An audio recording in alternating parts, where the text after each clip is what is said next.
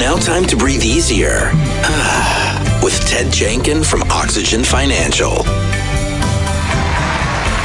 4 red flags that your partner is having financial infidelity. That's the topic of conversation, Ted. I'm guessing if they're not at home today and they maybe matched at least 5 numbers in the Powerball last night, that would probably be one sign that they'd be out. 5 gets you to about $1 million. So that's the point that you might say it's time for me to do something on the side here. Probably. That's enough to leave.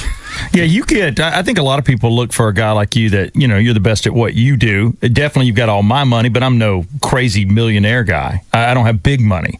But yet when somebody wins big money, I bet that's when they look for a guy like you too. Yeah, I mean, everyone thinks it's about the dollars and cents, but you need somebody too who sort of is that financial therapist, because when you get money, a lump sum of money, and you win the lottery, let me just tell you, and I think you guys are talking about this, everybody comes out of the woodworks.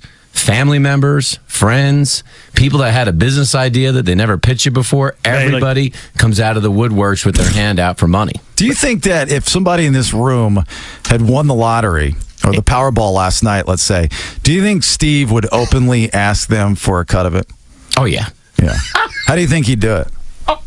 He said, like, look, we're buddies. I mean, we're friends. I've hooked you up before. You just cut me in for $100,000 I've rethought what you said to me because I know what I said to you. You brought that up. About a year ago, we were joking around about this, and I did tell Bailey if he won, I said, dude, I know you're going to give me $1 million. It's that passive-aggressive asking. It's not the, hey, man, I need to talk to you. Can we go to lunch today? The sit down, it's the passing in the hallway kind of thing. Dude, it's just like $1 million. You got $230 million. It's nothing to you now. No big deal. Come on. Don't be a dick. That's how we would ask. A lot of people don't know that Bailey and I went to the highest point in Georgia. We went to Lookout Mountain. We were both naked. I'm going to finally tell people this. We were naked, and I can't wait to hear the story. And as the sun came up, we both cut our hands and became blood brothers, saying, "Hey, we're going to make a go for this in radio." And if he won millions, I know he's quitting, so he's got to leave me with some walking money. There you go. I'm out the door. That was one of those comments. He's buying an island. One of those comments in the hallway that 10 years later, he's like, "Remember, Bailey? We talked about this. You said you give me $1 million, and now you want it." He would never forget. He's like a woman, just always remembering something. I do have a little chick. March 8th, March. I do have some chick in me. But by the way, you can't deduct gambling losses. Just so you know, because I heard you on my way in this morning. You can't deduct scratchy tickets off your tax return. You can't do that. I've always heard you could. Like if you won the lottery, for instance, and you had all the money that you spent, you could use that towards your tax write-off. The way it works is that if you have gambling winnings, which you have to report on your tax return, you're supposed to report them on your tax return, then you can deduct gambling losses that you can prove against those gambling winnings. So if you made $10,000 of winnings and you had $10,000 of losses you could prove, you could zero them out, right? So you could report no income.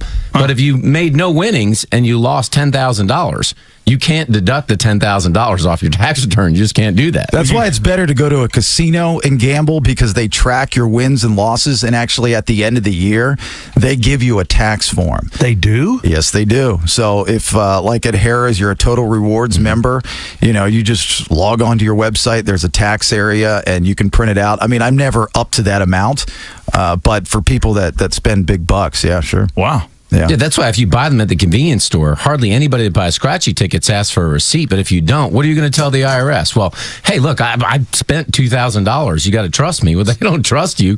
They need documentation. So I get a receipt from now on? I would. All right. I don't know. Do they give you receipts for I guess. You spent $10 or $20. Yeah. That's why you see people picking up old lottery tickets and stuff in the parking lot, because they put them in that same shoebox you're putting them in. And thinking that you can use those. So going back to the 4 red flags of financial infidelity. So what would the first one be? That's actually one of them. I'm glad, because you guys are talking about the lottery, is that one of the things to watch out for is you see people that have an addictive habit.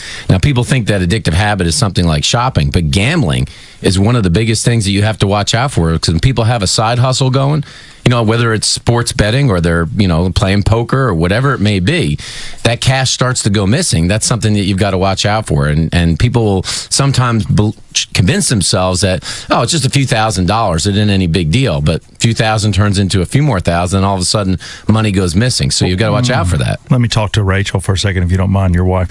Watch Bailey. Well, here's the thing. Does she worry about you with your gambling? Because you gamble how many times a year? 10? Enough. Yeah, but the problem is if you have the other person that's an enabler. Oh, she pushes you. Yeah. I mean, look, we have fun. Shame. It's not a bad, you make it sound like a bad thing. The more you gamble, I look at it as practice. If you want to get good at something, you got to do it often. It's just like anything in life. A big one, guys, is when you start seeing a credit card statement that shows up in the mail that you don't know about it, and then your spouse or your partner says, "Oh no, I opened that card, but there's nothing on it." And I will tell you how many times people have come into my office where they're like, "I can't believe that my wife or my husband or my partner, they ran up like $18,000 in credit card debt, and I didn't know about it." Well, how'd you not know about it? Well, they just told me there was this credit card. It was only a few $100. Well, you have to look at that stuff. You start seeing a number of credit cards pop up in the mail at home that you don't know are there. I guarantee you that there's going to be a bunch of debt behind it. I got a friend that got burned like that. It caused a divorce, too. That's a true story. And That's brutal. I don't think it's a federal offense if you're opening up someone else's mail if it comes to your house, right? So you could check, you could spy. If it's in your mailbox. You get sneaky, right? Yeah. People say they won't, but they do. All right, the rest of these red flags for financial infidelity on the website. Ted, how can people find you? Yeah, go to oxygenfinancial.net. You'll get the guide on the 4 red flags. And by the way, if you need someone to fight for you in your corner this year, remember, stock market's at an all-time high. Be wary. Be wary what's going to happen in March here. Check it out. Go to oxygenfinancial.net. I just wrote a briefing on this. All right, you just scared me because I'm seeing this on a high. I should. This is like gambling. Everyone's on a run. Sometimes you need to know when to walk away from the table. Ooh. Walk away. Walk away. Go see Ted. That's one thing I can do is walk away. It's usually you got to know how to walk away. When I've had too much alcohol and I can't see anymore, but that's when you walk away. It's when you get sleepy and your head falls down to the felt and people, the dealer's pushing you and going, "Sir, you need to go to bed and try again tomorrow." Ted, I need a meeting. Headlines, your first